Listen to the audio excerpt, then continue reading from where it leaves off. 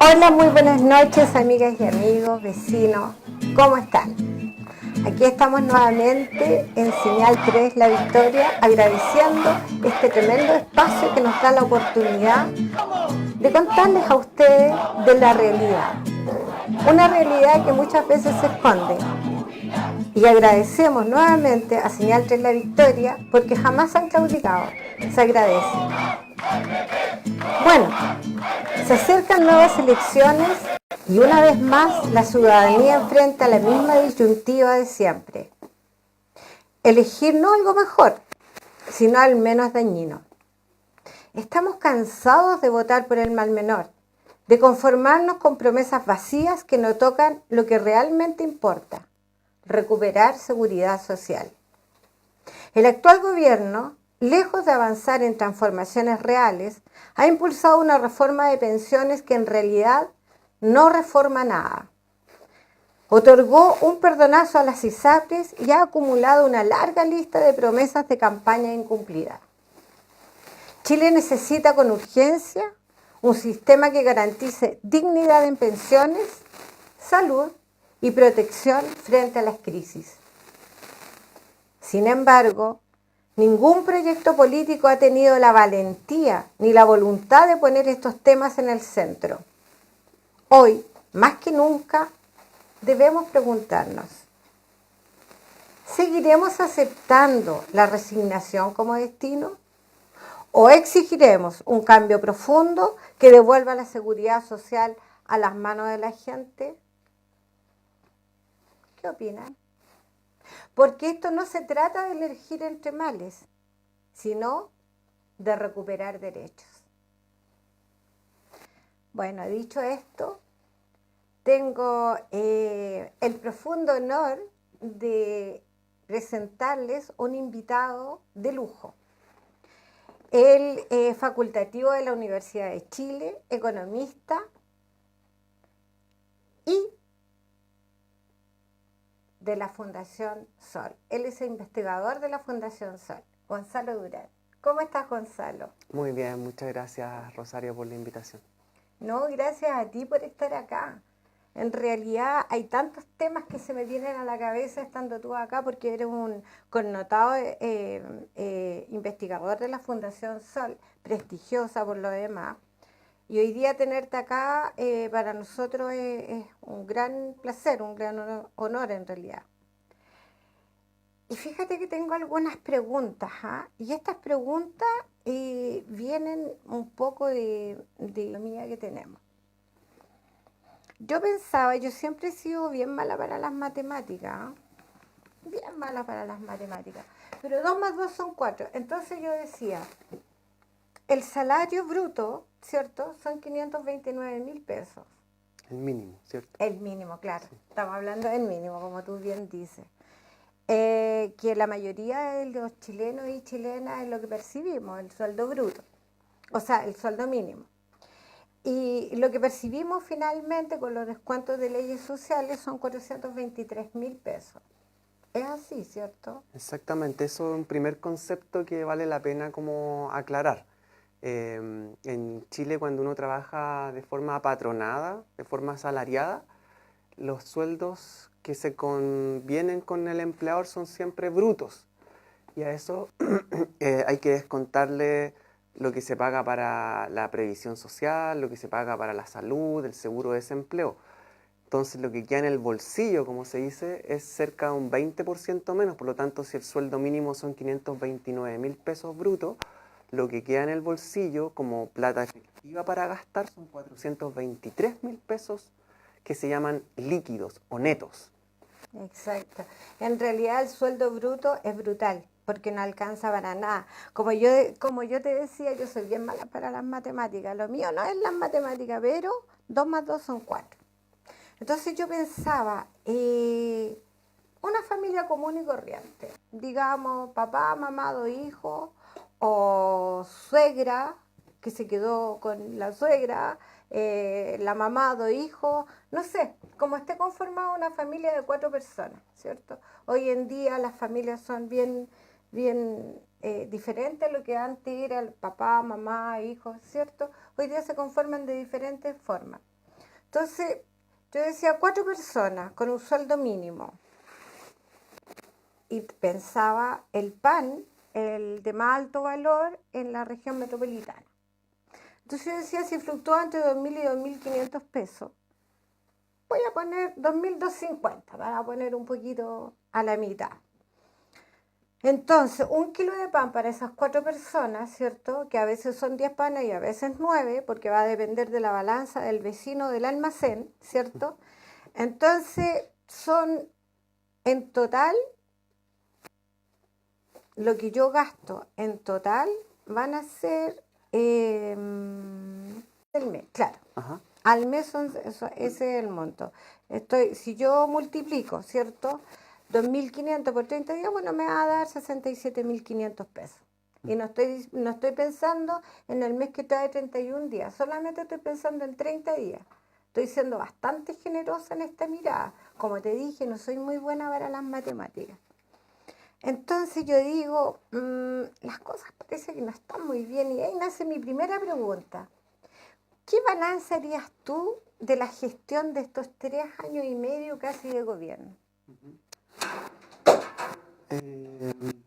Bien, gracias Rosario. Yo creo que el ejercicio que propones es un ejercicio muy interesante, es un ejercicio que parte en el fondo de lo más básico de la cotidianidad, de lo que significa administrar las cuentas de un hogar. Antiguamente la economía, de hecho, viene cuando uno se pregunta cuál es el origen. La palabra economía viene de oikonomía y esa palabra significa administrar el hogar. Entonces, no hay que ser un experto sabio para entender economía, sino que antiguamente quienes más sabían de economía eran precisamente las personas que se encargaban de administrar el hogar. De ahí viene. Y claro, yo creo que es un buen punto de partida como para empezar a analizar lo que significa la gestión del actual gobierno. Porque el sueldo mínimo, por ejemplo, que hoy día son 539.000, o sea, 529.000 pesos brutos, 423.000 pesos líquidos, uno siempre debiera hacer un examen de suficiencia. ¿Qué significa ese sueldo mínimo? Que es precisamente el ejercicio que tú invitas. Y en ese examen de suficiencia uno podría decir, ese sueldo mínimo alcanza para, por ejemplo, 1 kilo de pan al mes, 67.000 y fracción. Luego, con eso estamos hablando que quedan cerca de 355.000 pesos ya en el bolsillo y veamos en qué nos gastamos esos 355.000 pesos. Pensemos que ese trabajador o trabajadora tiene que ir y volver al trabajo. Exacto. Esa plata la pone en su bolsillo. Hoy en día son cerca de 22 días legales, ¿no es cierto?, que va a ir y volver al trabajo, por lo tanto se le va a ir, si consideramos, por ejemplo, el metro, prácticamente 40.000 pesos más, entre 35 y 40.000 pesos se le va en ir y volver al trabajo. Exacto. Por lo tanto, ahí vamos a ver que nos van a quedar como algo así como 310.000 pesos. Y uno dice, ¿qué pasa a dónde va a vivir esa persona? Entonces, hagamos el ejercicio de que va a arrendar, porque probablemente con el sueldo mínimo no va a tener para comprar una casa o un departamento. Arrienda. No le van a dar un crédito. No le van a dar un crédito. Y el arriendo, estamos viendo que en Santiago al menos, un arriendo básico no baja sobre los 300.000 pesos. Un arriendo básico. Y en algunas comunas eso es una pieza y un baño. Entonces, lo que significa el sueldo mínimo de 500.000 pesos, que era la gran promesa, ¿no es cierto?, presidencial de este gobierno, y lo comparamos con el valor adquisitivo, el poder de compra que tiene ese salario mínimo, en realidad vemos que las cosas son muy distintas. No todo lo que brilla es oro, ¿no es cierto? Nos encontramos de que el sueldo mínimo está lejos de ser un sueldo que permita vivir en dignidad. Entonces ahí tenemos un primer elemento que yo diría que nos debe llevar a la profunda reflexión de por qué en Chile los sueldos son tan bajos. ¿Ah? Porque una cosa es que nos comparemos con el resto de los países de América Latina y digamos, tenemos uno de los salarios más altos de la región, pero otra es que nos veamos internamente. Y ahí ¿no es cierto?, hagamos el examen de decir, efectivamente ese sueldo no alcanza para vivir en un país con los precios que existen hoy en día en Chile. Entonces, por ahí, la reflexión es que efectivamente ahí hay un punto que está en una profunda deuda, yo diría, por parte de este gobierno, que tiene que ver con los salarios en general. Y cómo el salario mínimo hoy en día no alcanza para llegar a fin de mes. Si podemos decir que hay algo bueno de este gobierno, yo diría que lo bueno está en que el gobierno cumplió, por así decirlo, la palabra en tener una comisión que dijera aquí la pobreza se tiene que medir de una manera distinta. Esa era una recomendación que venía de una comisión que se hizo hace 10 años y el gobierno de turno podría haber dicho yo no me hago cargo de eso. Pero este gobierno dijo sí, vamos para adelante con eso, una comisión va a evaluar cómo se mide la pobreza en Chile y esa comisión terminó su trabajo, entregó un informe el día 3 de julio de este año con recomendaciones para que la pobreza se mida de mejor manera. ¿Y cómo sería eso? ¿Cómo sería como eso? a grandes rasgos. Para que le expliquemos a las personas, hoy día la pobreza oficial en nuestro país es de un 6,5%. Y nadie cree eso, porque con ese indicador de pobreza estamos mejor que Canadá.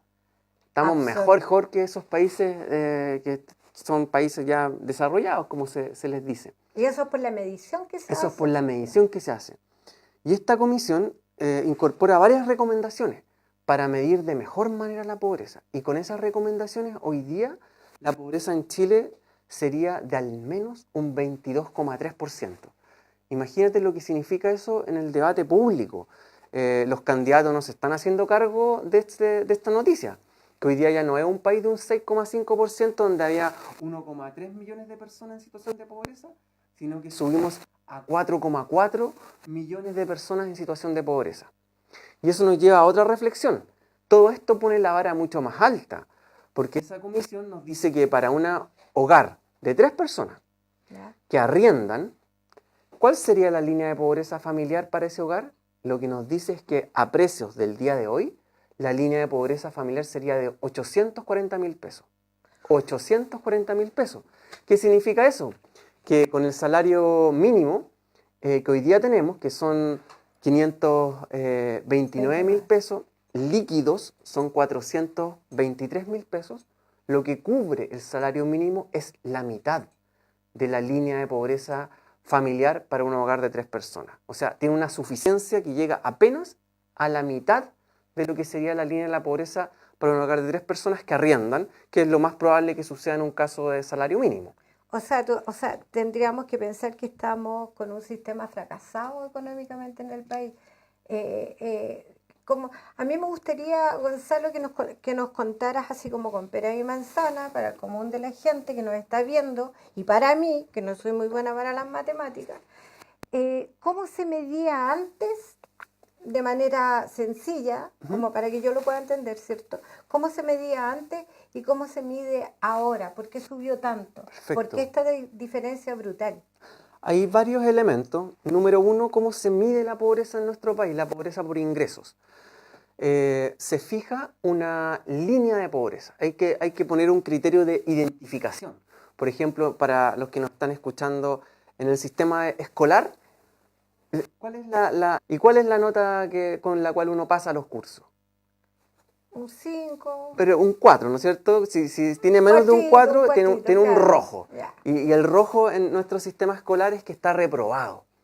Como sociedad definimos eso. Definimos que para identificar a las personas que tienen problemas de rendimiento académico, el rojo es la zona ahí peligrosa y reprueban. Entonces, para la pobreza también se tiene que establecer un criterio. ¿Y cuál es ese criterio? Fijar una línea de la pobreza expresada en plata. Entonces, cuando uno gana, y si tiene más, está fuera de la condición de pobreza. Entonces, la pregunta es, bueno, ¿cómo medimos esa línea de pobreza? ¿Quién la mide? La diferencia Sí, porque ¿quién determina esa línea de la pobreza? Y eso se determina de acuerdo a un criterio, por ejemplo, de suficiencia mínima, que las personas puedan tener la energía suficiente para levantarse en la mañana y poder realizar su rutina mínima. Entonces eso significa tener una canasta básica de alimentos y además una canasta de otros bienes como vivienda mínima, etc. Entonces así se determina la pobreza en nuestro país. Y lo que hizo esta comisión fue intervenir varios elementos. Por ejemplo, esa canasta básica tiene los componentes de qué tiene la canasta básica, va a depender de los patrones de consumo, o sea, lo que consume la gente. Pero esos patrones de consumo vienen en la medición actual, provienen del año 2011. Entonces había que actualizarlo. Las cosas han cambiado. Ahora sí. la gente consume, por ejemplo, tecnología, series por streaming, estas plataformas para ver películas. Hay muchas cosas que cambiaron en el último tiempo. Entonces, al actualizar esos patrones de consumo, la línea de pobreza sube. Ahí hay un elemento. Pero hay otro elemento que yo diría que es también muy importante, que tiene que ver con qué es lo que pasa con el precio de los bienes que están en esa canasta, porque uno diría, hay que ponerle precio a esa canasta. ¿Qué precios vamos a ocupar? Como tú decías del pan, ¿vamos a ocupar los precios más baratos? ¿O vamos a ocupar los precios que efectivamente paga la gente? Los que efectivamente paga la gente, ¿no? Eso es lo que hay que hacer, pero lo que se está haciendo en este minuto, en la medición oficial, es que se ocupan los precios más baratos. Entonces la recomendación es, no hagamos eso, tenemos que ocupar los precios que efectivamente paga la vecina, el vecino, en ir al local de aquí, del barrio, que a veces los precios son más caros. Obvio. Entonces eso es otra recomendación. ¿Ya? Actualizamos los patrones de consumo. Segundo lugar, los precios que se van a utilizar son los precios reales que paga la gente. Ahí está la segunda actualización. Y la tercera, que también es muy importante, tiene que ver con un elemento que a veces cuesta explicar, que va por el lado de los ingresos, porque nosotros tenemos que comparar lo que es la línea de la pobreza con contrastarlo con los ingresos de los hogares. Y ahí hacer la pregunta, ¿alcanza o no alcanza? Pero la pregunta también es, ¿qué ingresos vamos a incorporar en esa comparación? ¿Cuáles ingresos? Bueno, los salarios, las pensiones, el método oficial, salarios, pensiones, subsidios del Estado, el alquiler imputado. Es algo que se le asigna a las personas que son dueñas de sus viviendas. ¿En qué sentido? Por ejemplo, si alguien que nos está escuchando aquí en el barrio es dueño de la vivienda, una vivienda modesta o cualquier vivienda, y es dueño, llega al encuestador y le dice, usted, aquí donde estamos haciendo la encuesta, ¿esta vivienda es propia o la arrienda? No, esta vivienda es propia. ¿Ya? Ok. ¿Y cuánto cuesta el arriendo en el barrio aquí? Por ejemplo, que el arriendo sale, no sé, 400.000 pesos. Entonces el encuestador va y anota ese monto. Ese datito. Y después cuando hay que computar el ingreso del hogar, se suma los salarios, las pensiones, los subsidios que entrega el Estado y se le suma esta plata que anotó, ese datito. Pero es que eso es muy absurdo, Gonzalo, porque ese dinero no es fresco, no es que yo con mi casa, o sea, saco un ladrillo y voy a comprar el pan a la esquina. O sea, no... Logró conseguir su casa propia y llega a la edad de jubilar, no tiene ni un peso para comer porque las pensiones son miserables, pero tiene su casa propia. Va a computar el ingreso de, no sé, 400.000 pesos que le dijeron. Y luego, ¿cuánto es la línea de la pobreza? Ese umbral que era como el 3,9, ¿no es cierto? Cierto. ¿Cuánto es la línea de la pobreza? 215.000 pesos. Ah, pero como esta persona es dueña de la casa, 400.000 pesos queda sobre la línea de la pobreza. Nosotros en la comisión, porque entre comillas participé de esa comisión que hace estas recomendaciones, lo que detectamos es que habían 24.000 hogares que tenían ingresos monetarios iguales a cero, pero no eran pobres. 24.000 hogares con ingresos monetarios igual a cero, no pobres. ¿Por qué no eran? Como que se tienen que comer la casa. Claro. Entonces, esa es la tercera y última gran recomendación, que lo que estamos diciendo es que se acabe con esa práctica y que en su lugar hayan dos líneas de pobreza diferenciadas, una para arrendatarios y otra para propietarios de la vivienda, dos líneas totalmente separadas. Con todas esas modificaciones, lo que va a suceder es que efectivamente la pobreza cambia y ya no es un 6,5, sino es un 22,3% al menos. Obvio, o sea, esa es la realidad. Es mucho Es más una real. mirada realista, o sea, qué increíble, ¿ah?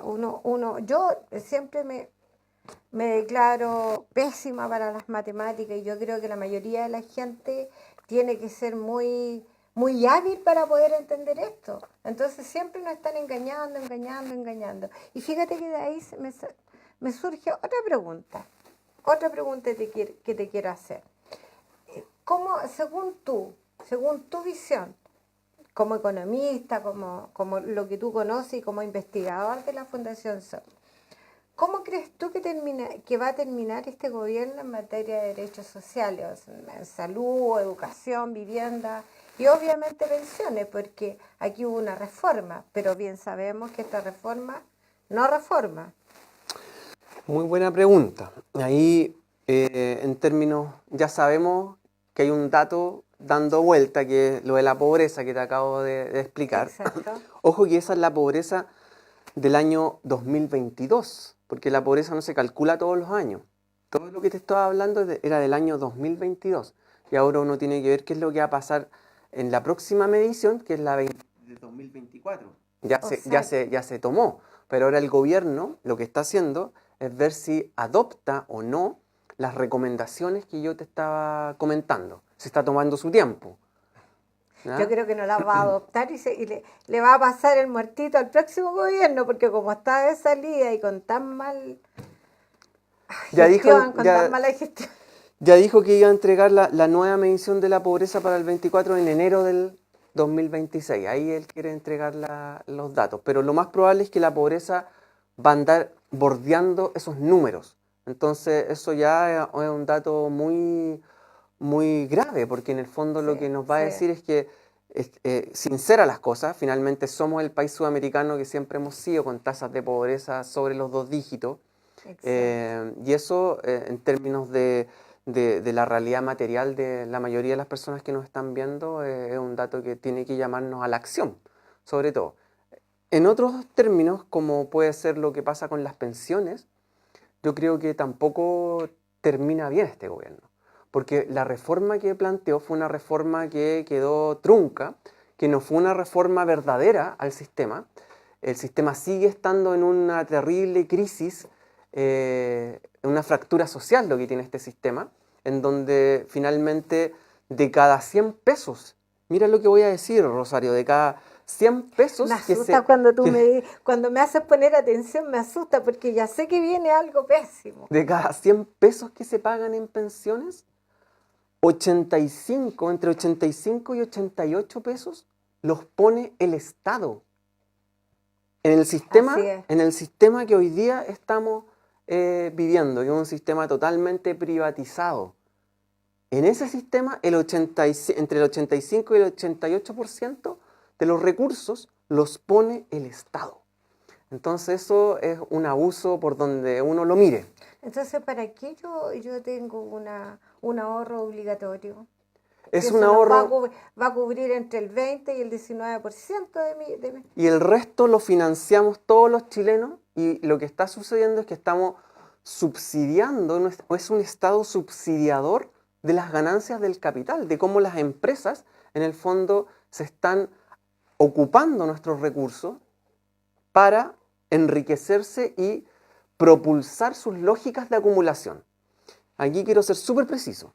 Lo que está pasando con los fondos de pensiones en el sistema que hoy día tenemos es que todos los meses, por ahí cerca del día 10 de cada mes, las empresas reciben una inyección de dinero proveniente de los trabajadores, que es el dinero del ahorro previsional, y esas empresas, las grandes empresas de este país, toman esos dineros y lo ocupan en el fondo para generar sus inversiones.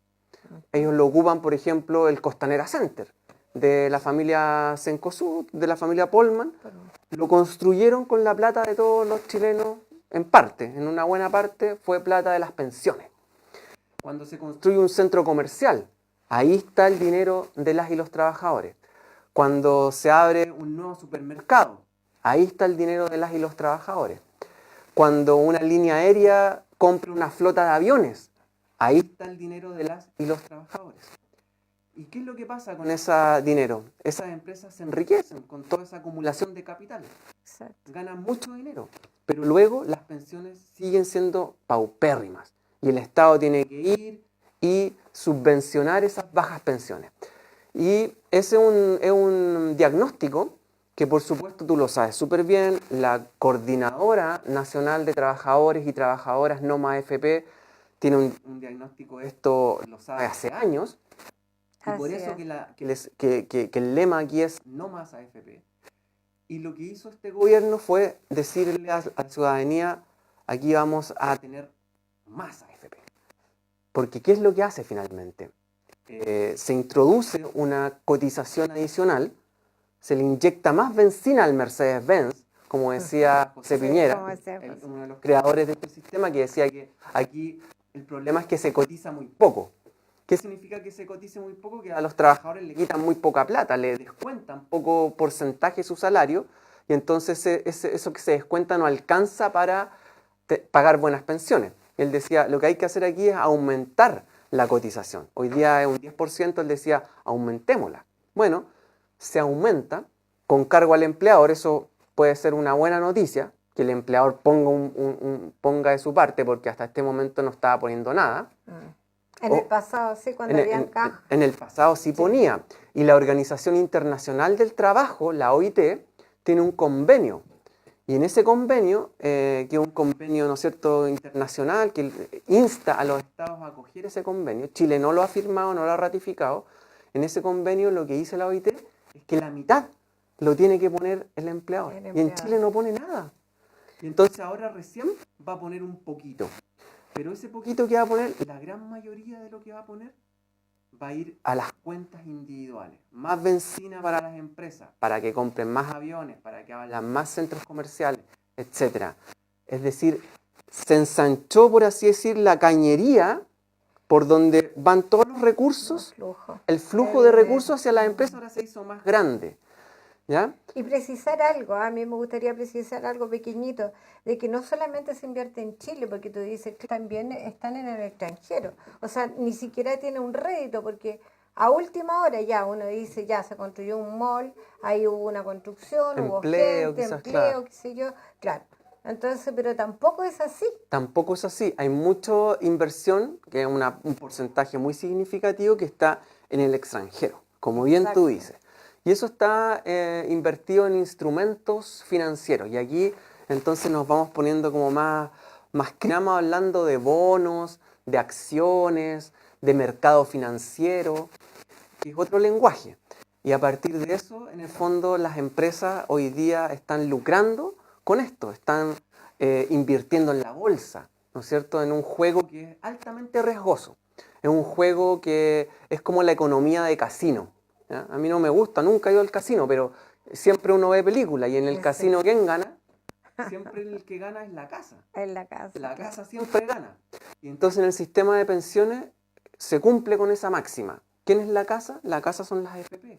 La casa son las empresas que reciben el dinero de las AFP. ¿Quiénes son los que juegan ahí? Los trabajadores están obligados a jugar en ese casino y los trabajadores pierden. Entonces, cuando tú me preguntabas cómo terminará el gobierno en materia de derechos sociales, yo diría que en el tema de las pensiones lamentablemente se perdió la gran oportunidad de ponerle el cascabel al gato, como en algún minuto incluso José Piñera decía. Ponerle el cascabel al gato en este sentido significaba terminar con este sistema que finalmente está enriqueciendo a unos pocos y dejando a la gran mayoría de nuestros adultos y adultas mayores en situación de pobreza. Eso hoy día no va a cambiar de forma estructural. Sin duda que la reforma tampoco uno puede ser aquí como un payaso y decir que esto va a ser todo mal. Van a haber algunas pensiones que mejoran. Si yo hice los cálculos y en mi caso esta reforma me está generando 50 luquitas más, 100 luquitas más. Pero cuando uno revisa los grandes números y las proyecciones para el futuro, el sistema va a seguir igual de crítico, va a seguir estando en el fondo en la unidad de tratamiento intensivo, en la UTI. Sí, pero además con respecto a lo que tú decías, 50.000 pesos más, 40.000 pesos más, 90.000 pesos, no hacen mella a lo que cuesta hoy día la vida. Porque como sacábamos la cuenta hace un rato, solamente sin pensar en salud, en vestirse, en tiempo de ocio, que ya está ganado para un pensionado.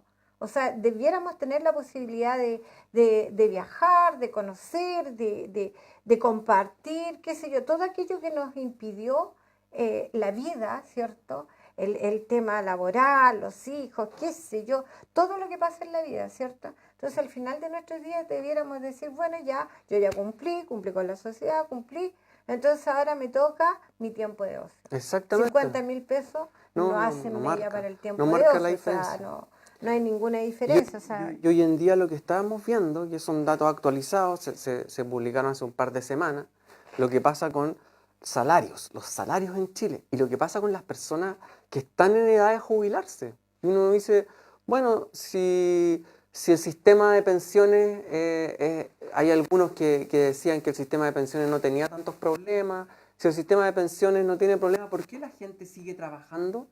Hoy día lo que observamos es que prácticamente hay cerca de 800.000 personas que están en edad de jubilar, pero siguen trabajando. Siguen trabajando y uno dice, ¿y cuánto ganan esas personas? La mitad de ellas están ganando menos de 480.000 pesos. Esas personas, en el fondo, lo que está sucediendo con ellos es que están obteniendo salarios que son sumamente bajos y el gran empresariado, hay que decirlo, está ocupando a estas personas para reducir las condiciones laborales de nuestro país.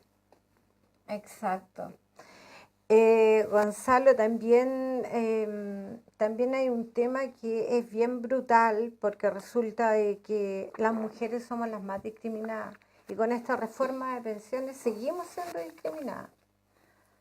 Me parece que, no sé si hay preguntas o hay saludos, algo, porque tenemos la gran oportunidad en este minuto de preguntarle a Gonzalo en vivo y en directo todas aquellas dudas que estén en el tintero. Y después seguiríamos con, por ejemplo, Javier Márquez. Hay trabajadores que con suerte tienen reajustes de sueldo. En la práctica su sueldo se reduce en vez de recuperar con el costo de la vida. Ni hablar, dice. Efectivamente, así pasa. Lucía Vega dice, un sueldo mínimo con la salsa se transforma en un sueldo miserable. Nadie vive con ese sueldo. Tiene que por obligación endeudarse y mucho más. Efectivamente, Lucía, así es. Ningún candidato está preocupado de llevar en su programa una solución realista con respecto a disminuir la pobreza. Muy cierto, o sea, la gente se da cuenta de lo que está pasando. Ahora vienen elecciones y por eso era importante este programa. Y tengo otra pregunta, mientras aparecen ahí en la pantalla. ¿Cuál? Esta es como la última pregunta, como para ya ir cerrando, ¿cierto? ¿Cuál es tu perspectiva futura? O sea, dependiendo obviamente quién salga electo, ¿cierto? Porque acá está bien claro, o sea, o ultraderecha o derecha, diría yo. Pero bueno, ya un poquito más para la izquierda. Y con respecto a quienes subsisten de un salario y de quienes somos pensionados. Sí, ahí yo creo que el futuro no se ve con buenos, el panorama no se ve muy positivo. Hay que decirlo porque, por ejemplo, cuando uno revisa lo que pasa con las candidaturas de extrema derecha, lo que ellos quieren es reducir, por ejemplo, el rol del Estado, a lo Milei, ¿no es cierto? Lo que está sucediendo en Argentina. Entonces, por ejemplo, por ahí la candidata Evelyn Matei habla, por ejemplo, de reducir el gasto público, lo que gasta el Estado, ¿no es cierto?, en cerca de 8.000 millones de dólares, ¿no es cierto?, durante su mandato. Por ahí también tenemos la candidatura de Kast, que ellos también están hablando más o menos de un monto un poquito menor, 6.500 millones de dólares. Entonces, ahí lo que trae como consecuencia eso es que ellos privados, para que los privados hagan eso y se puedan generar empleos. Pero eso obviamente tiene un perjuicio, sobre todo para las familias trabajadoras, que muchas veces requieren, ¿no es cierto?, del apoyo del Estado, lo mínimo que puede entregar. Entonces, ahí no hay buenas perspectivas por ese lado. Por otra parte, hay que pensar en qué es lo que ofrecen por el lado de lo laboral. Estos candidatos, la candidata Matei, por ejemplo, lo que ofrece es que hayan contratos por horas. Eso es lo que quiere como avanzar en contratación por hora de trabajo. Algo así como la flexibilización máxima, que hoy en día ya existen contratos de día, pero ella quiere que hayan contratos por hora, lo cual sería precarizar todavía mucho más lo que hoy en día es el mundo del trabajo. O sea, no sería una continuidad de este gobierno, o sea, sería mucho peor. Claro, sería peor. Y por otra parte tenemos la candidata del oficialismo, ¿no es cierto?, donde ella ya ha renunciado a ciertas banderas de lucha como esta, por Como ejemplo, esta, el No Más claramente. FP. Más bien quiere administrar lo que hoy día se logró con la reforma de pensiones y seguir por ese rumbo, pero sin profundizar la transformación que se necesitaba. Y por otra parte, se nos habla del sueldo vital, que pareciera ser algo bastante atractivo, ¿no es cierto?, de acuerdo a lo que estábamos hablando. Pero ahí volvemos al tema de las letras chicas. Yo creo que siempre hay que tener mucho ojo con eso, porque ella nos dice 750.000 pesos ahora. Ya. Ese es como el eslogan, un sueldo vital, pero para fines de su gobierno, es decir, para 4 años más. Ah, o sea, ¿Ya? no es ahora, Claro, cuatro no años es ahora, más. 4 años más. Y en cuatro Es como años lo que más, pasó, ¿cuánto, es como cuánto? lo que pasó con Boric, porque Ya, Boric cuando asumió el gobierno, en su candidatura él prometía una PGU ujú, de 250.000 pesos. sí. 250.000 pesos. Recién ahora, en septiembre de este año, va a comenzar la PGU de 250.000 pesos Pero no para todo. pero no para todo, para las personas de 82 años y más. 82. Sí. Pero esos 250.000 pesos, cuando los prometió Boric, hoy día deberían ser cerca de 330.000 pesos. Y eso no está en debate. Como que siguen siendo los dos, como que los congeló. Claro. Pero el costo de la vida ha subido en estos 4 años. Entonces los 250.000 pesos de octubre del año 21 no son igual a los 250.000 pesos de ahora. Lo mismo pasa con lo que está hablando la candidatura oficial, con los 750.000 del salario vital, que parecieran que ahora puede ser atractivo, pero en 4 años más no lo va a hacer.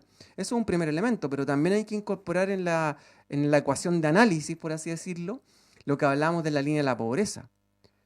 Hoy Exacto. en día, la línea de la pobreza, ya lo dijimos, para un hogar de 3 personas que arriendan, está en cerca de 840.000 pesos. Salario vital, 750, pero bruto, Hay líquido, que sacar, claro. 600.000 pesos. 600.000 pesos sobre 840.000 pesos, si hacemos la matemática, nos da una suficiencia cercana a 70%. O sea, no cumple con sacar a una persona de la línea de la pobreza. Por lo tanto, seguimos con propuestas que son bastante contenidas y que no solucionan los problemas de fondo. Yo creo que aquí lo que se necesita de forma urgente es darle más poder a las y los trabajadores a través de una negociación colectiva por rama, que tampoco ninguna candidatura lo está planteando. La candidatura oficialista lo que plantea una negociación colectiva multinivel. ¿Ya? La negociación colectiva, para que nos entiendan, tiene que ver con lo que negociamos con los empleadores y poder recuperar parte de lo que los trabajadores y trabajadoras producen. Otro dato más, en Chile, de cada 8 horas que se trabajan, Este dato, perdón, sí, este dato, escúchenlo por favor porque es brutal. de cada 8 horas que se trabajan en nuestro país, con 3 horas ya se financiaron los salarios. Con Así 3 es. horas. El resto del tiempo de trabajo es exclusivamente para las ganancias del capital. Es un dato que proviene de un estudio científico que fue evaluado por pares científicos, nadie lo refutó. De cada 8 horas de trabajo, 3 financian los salarios. Eso significa que si la jornada parte a las 8 de la mañana, a las 11, cuando el reloj marque las 11, ya se financiaron los salarios de la economía, el resto del tiempo de trabajo es para financiar las ganancias del empleador. ¿Ya? Qué atroz. Por eso que la negociación colectiva y los sindicatos son tan importantes, porque a partir de esa lógica se puede recuperar en algo lo que los empleadores hoy en día están usando para acumular sus arcas. El problema es que se necesita una negociación colectiva que sea por rama. Esa es la única negociación colectiva que permite hacer esa recuperación de lo que a uno le están quitando. La negociación colectiva por rama. Y ninguna candidatura la propone. La candidatura oficialista propone algo que le han denominado negociación colectiva multinivel. Y lo multinivel no es lo mismo que lo ramal. Lo multinivel es, por ejemplo, una negociación colectiva en un centro comercial. Negocia la tienda de calcetines, que negocia con su empleador. Y ahora la tienda de calcetines se va a asociar con la tienda que vende corbatas, por ejemplo, y van a poder negociar adentro del mall para que el mall abra 30 minutos más tarde. Pero solo en ese mall. Eso ya es negociación multinivel. Pero eso no es negociación por rama. Claro. Negociación por rama significa que todos los centros comerciales de Chile van a negociar al mismo tiempo y van a lograr que se abran los centros comerciales de todo Chile media hora más tarde, por ejemplo. Entonces hay una diferencia ahí. Y esas son las cosas que a veces llaman la atención, la letra chica, que siempre ha estado por delante de todas estas ideas y que hay que tratar de entender bien de lo que se está hablando para contestarlo y para tener nuevas propuestas. Exacto. Pucha, Gonzalo, se nos hace corto el tiempo, la verdad, muy interesante todo lo que tú nos cuentas, pero también muy aterrador, porque en realidad uno queda un poquito triste con lo que se nos viene. O sea, lo que pasó ya no es bueno, porque partimos diciendo, ¿cierto?, que estamos a 3 años y un poco más de este gobierno y que era lo positivo y como que no hubo mucho que analizar positivamente. Y vemos lo que se viene y tampoco es muy augurioso. O sea, vamos de mal en peor, diría yo. Pero hay una cosa sumamente importante que tú dijiste dentro de todo lo que nos has mencionado, que finalmente, si no nos unimos, ¿cierto? Si no hacemos las negociaciones en conjunto, si no salimos a las calles, si no nos tomamos los espacios, esto va a seguir absolutamente igual y nada va a cambiar, porque nunca los cambios nos los han regalado. Siempre ha sido el trabajador y la trabajadora, el pueblo que sale a las calles a exigir los derechos, porque los derechos se exigen. Nadie nos regala nada acá. Yo creo que con eso estamos de acuerdo, ¿no? Yo creo que es muy importante lo que están haciendo acá, lo que estás haciendo tú, Rosario, lo que hace la Señal 3 La Victoria, que es precisamente entregar información que sirva para educar y también para remover las conciencias, para poder entender cómo funciona hoy día nuestra sociedad. Porque estos datos, lo que hoy día hablamos, por ejemplo, eso no aparece en los medios. No, los medios no les interesa mostrar esto. Exacto. Porque saben que si estas cosas se empiezan a viralizar, como se dice hoy en día, eso hace que la gente se rebele. Entonces yo creo que hay que seguir en esta senda, ¿no es cierto?, de difundir la palabra, como se dice, ¿no es cierto? Y ojalá que estos datos puedan ser discutidos a nivel de la población, a nivel de los sindicatos, y que eso haga que la clase trabajadora pueda levantar agendas propias. Porque aquí es fundamental el tema de la autonomía de los gobiernos, de ciertos partidos políticos quizás, pero es fundamental que los propios trabajadores y trabajadoras tengan su agenda programática. Exacto. Bueno, y otra de las conclusiones que yo saco es que la solidaridad es lo único que nos va a sacar de este hoyo que tenemos. Por ejemplo, la negociación ramal en el caso de los sindicatos, en el caso de los trabajadores. Y me gustaría también precisar que en el tema de pensiones se habla mucho de que la plata es tuya y nada de solidaridad. Sin embargo, pensemos de que la PGU, que es lo que viene a salvar las pensiones en este minuto, porque tú hablabas de un 88% aproximadamente que que lo paga el Estado. Entonces, es el dinero tuyo, mío, tuyo, de todos los contribuyentes. O sea, es un acto sumamente solidario. Y para aquel que piense de que la plata es mía y por qué le voy a estar dando yo dinero a aquel que nunca puso nada, aquel que nunca trabajó, no, señores, porque si alguien llega a los 65 años, en el caso del varón, y a los 60 en el caso de las mujeres, es porque trabajó. A lo mejor su trabajo no fue el formal, pero trabajó.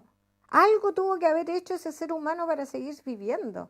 Entonces, por esa parte, o sea, ese es un tema. Y el otro tema es que si tú, yo, aquel y el otro hacemos un fondo común, ¿cierto? El día de mañana, yo, con 50 millones de pesos, puedo jubilar con el 80% de mi último sueldo o de los 10 últimos.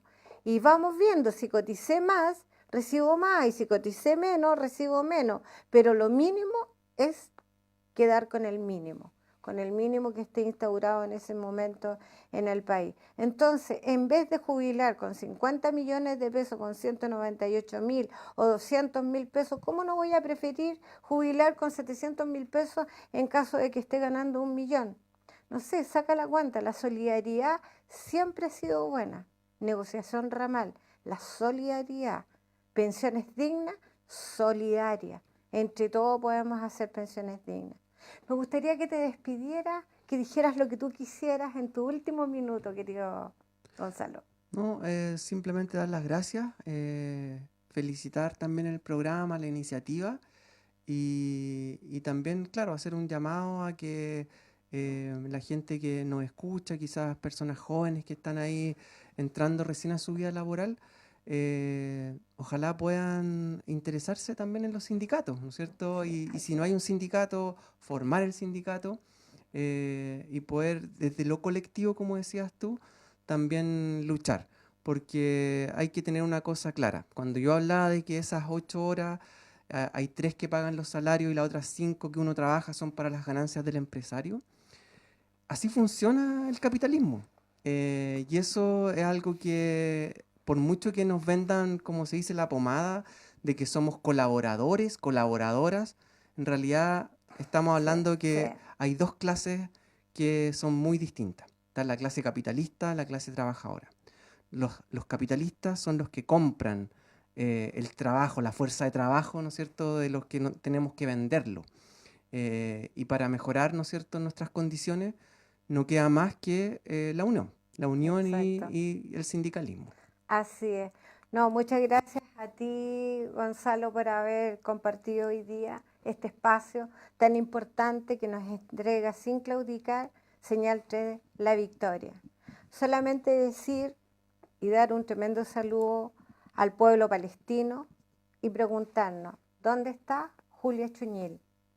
También quisiera mandar un gran saludo a nuestros amigos de Geobronce, especialistas en trofeos, medallas, piochas, llaveros e insignias personalizadas de primera calidad. Y atención, si los contactan y nos mencionan y dicen que vienen de nuestro programa, o más bien que van desde nuestro programa, obtendrán un descuento especial. Recuerda, somos la coordinadora No Más AFP, Señal 3 La Victoria. Y aún tenemos un programa como coordinadora. Muy buenas noches.